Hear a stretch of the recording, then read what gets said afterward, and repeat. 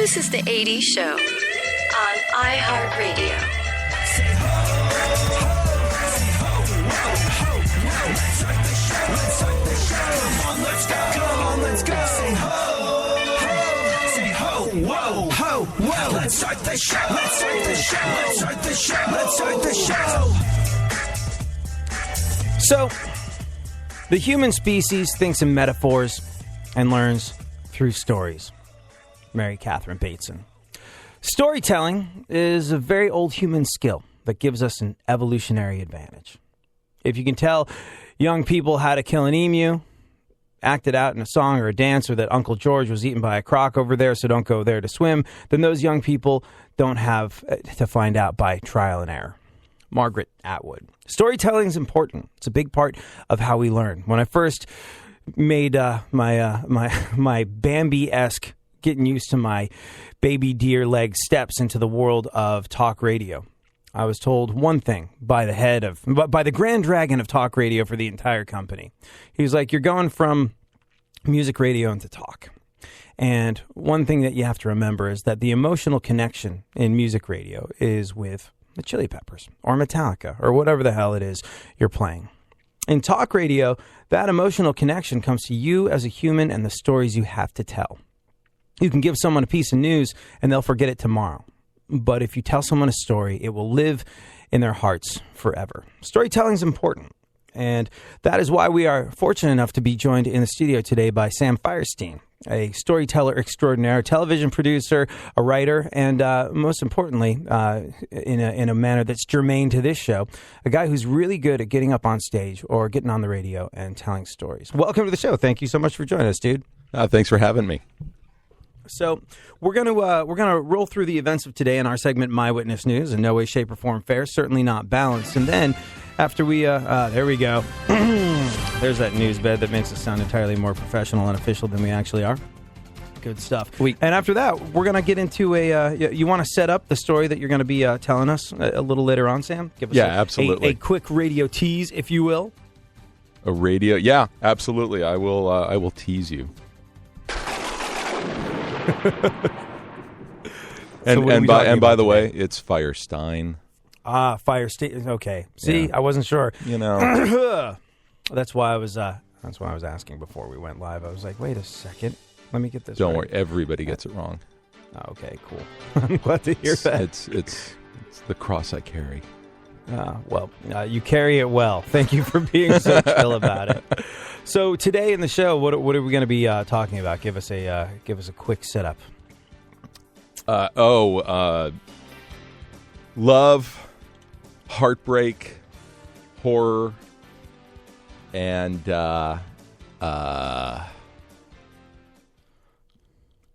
good God. And more. and more. Excellent. Well, love, heartbreak, and horror is very similar to what's going on in the news I'm so glad that this today. isn't going out live, that we're going to be able to fix that in the in post-production. Right. That's really does my heart good. Yeah, we'll make it. Should we nice. tell him? I guess. No. Funkhauser was A, how are you? B, what's going on in the world? Yeah, good. Did you hear Lucasfilm says a new Indiana Jones movie will happen eventually? Mm-hmm. Yep. They're considering a whole bunch of young actors whose names are not Shia LaBeouf. Sam, you work in the world of film and television. Have you ever seen it happen where an actor gets so sort of like tarred with a brush of like, that guy or that girl is an idiot? We can't cast them because people would be too preoccupied with the fact that they're an idiot and they'll forget the actual story going on. Does that happen? Is that a thing, or is that just something I made up in my No, mind? it absolutely happens. There was this really great actor years ago. His name was Robert Downey Jr., and he just set fire to his career, blew it up, and I'm not entirely sure what's become of him. I mean, he was like breaking into houses and falling asleep in like kids' bedrooms. So, yeah, I mean, you couldn't get insurance on that guy. You couldn't cast him in, an infomercial. Do you think that he pulled back? Like, I mean, I'm able to watch Robert Downey Jr. and stuff now and forget that it's Robert Downey Jr. and go, hey, that's Tony Stark, or that's whatever the hell it is he's playing. But do you think I think playing the Iron Man character, who is so much like Robert Downey Jr., like, the only alcoholic superhero I can think of, I think that helps. Having a role where people like, oh, he's a spoiled billionaire that has a bunch of cool toys. It's not that much. There's not that much disbelief to suspend when you're seeing Robert Downey Jr. in that role. Do you think that had a big part in people being like, oh, we can accept him as something? I think there's that, but there's also that the idea that talent trumps all. And the guy went through a bad time. He cleaned himself up, and he's a tremendously talented actor. And when he's not sidetracked by his woes, he really delivers. And he's been showing that over and over and over again. I mean, one of my favorite movies is Kiss Kiss Bang Bang, which is a little film that he did with Val Kilmer and Shane Black that not a lot of people have seen, but it is awesome. And I think it's his first film back after all of his trouble. It's got Val Kilmer in it. Again, someone who is too distractingly like, what the hell is going on with that guy to be able to watch in a movie. Did you ever see that movie that he did, The Saint? No. But it was on cable last night. I got the soundtrack to that. That's a really good soundtrack. It was like kind of this 90s thing, and it had a lot of you're right, it did have a really good soundtrack, and it was an adaptation of an old TV show, and it was just, oh God, it was awful, just awful. I was like, come on, this is real genius material. How could you possibly be screwing this up? Right, but what else, Funkhauser? One more story here. Country singer Brantley Gilbert has a back tattoo of 2 handguns and the Second Amendment. Cost a ton, but it'll make it up with the extra album sales in Texas alone. Have you seen the picture of it? I look forward to that. Oh, it's a beautiful expression of the First Amendment. To Google we go.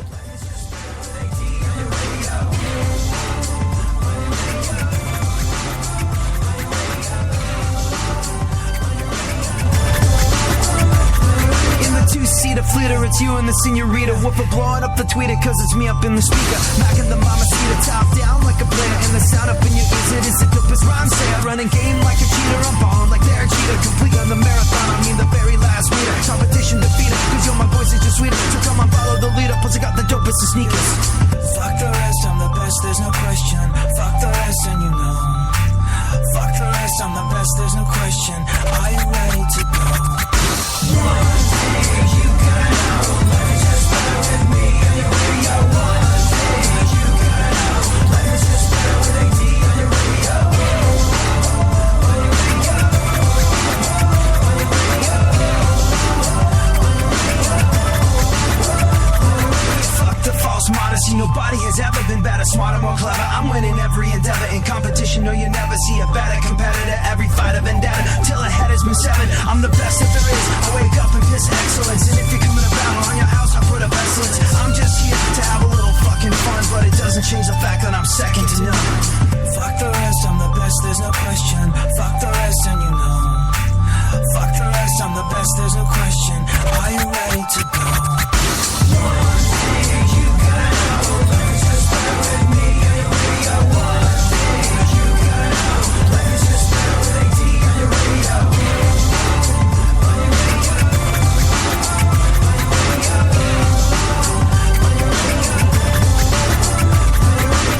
Fuck the rest, I'm the rest, there's no question. Fuck the rest, and you know.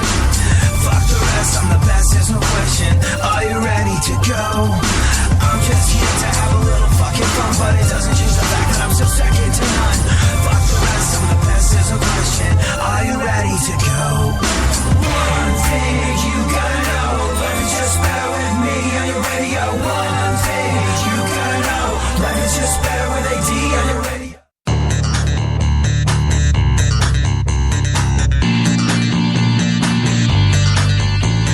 Back once again, the ill behavior, delivering and giving your music a savior. Back once again, it's your boy AD, and can't nobody rock a body better than me. Back once again, the ill behavior, delivering and giving your music a savior. Back once again, it's your boy AD, and can't nobody rock a body better than me. Hey, you, what's that sound? I'm coming so loud from your radio dial. AD, be getting down when you're rocking the jams. Here I am, going back once again, I'm ruling all cities. So we are fortunate enough to be joined in the studio today by Storyteller Sam. What are we calling this show, Funkhauser? It is the Sam Feirstein Stein. Stein. Yeah! Have you not met a Jew? The Feirstein What is- Story Hour. You're in Sherman Oaks. I know. Well, Well, and I'm Barry Funkhauser, so I'm kind of pretending to be a Jew, sort of. No. We're going to Well, send I mean, you back it to says class. like, but the way it's spelled, the whole I We're before boat people. E. It's the original last name was feirstein, but my dad was on too many boats before he got here, and we're lucky it's that close. But I mean, the way it's spelled. Oh, it's wrong. No. Yeah. Now, like clearly you've told us twice, and Funkhauser should have gotten it right. Yeah. But if he's just looking at the title of the show and he's nervous to be in the presence of greatness, Feirstein. I think Feirstein. We're going to bring get it right. Funkhauser along slowly. I'm going to get a crayon for him, and we're gonna work this out. I think Funkhauser's like me, a reader. Which means that if you're socially inept as a child and you wind up reading a lot, as opposed to having conversations, you pick up a lot of mispronounced words and Verbiage. Verbiage. Anyway, Sam Feirstein, writer, me. TV producer, and a regular performer at storytelling shows around Los Angeles. He's apparently thinking of getting a storytelling tour together. He is a multiple Moth Story Slam winner. He was featured in the CBS Radio Storytellers campaign for Fiat. He's got a story called Alaska Bingo that you can hear on the KCRW series Strangers, and he was just featured on the My Former Enemy episode of KCRW's Unfictional.